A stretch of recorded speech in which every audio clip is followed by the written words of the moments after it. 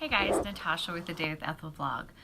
Fortuity by Rochelle Paige is one of those books that I ugly cried. And it was good times, it was sad times, and it's not even over yet. This is only book one. We still have book two to go.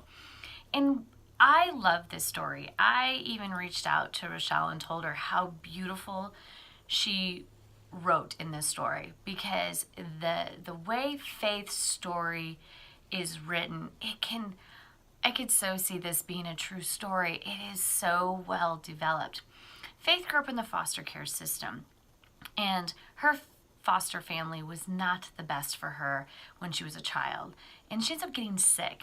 And in that sickness, it ends up destroying her kidneys. And she is now on a roller coaster of staying healthy and ultimately having to get a transplant. But her caseworker and her doctors and her nurses fight for her, and they fight for her to know that they got her. They're there to help her and get her back on track so that she can go do great things.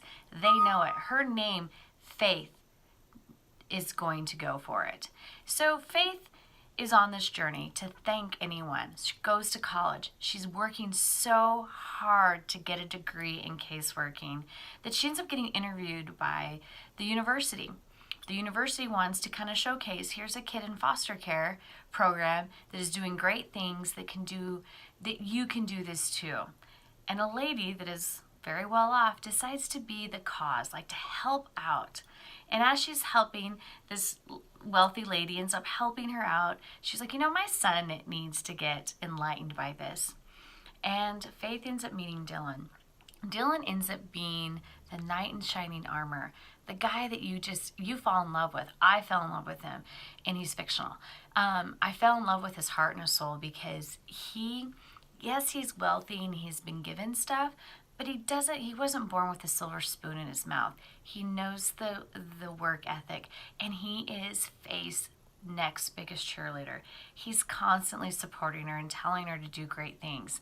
And she finally gets the courage to go write her kidney transplant family.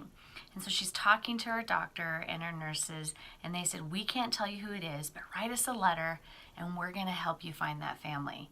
And in this thing is he's supporting her and he's loving her and he's giving her the biggest support system ever, and that is him being there. She's never had that. Her caseworker's always been there, and her doctors and her nurses.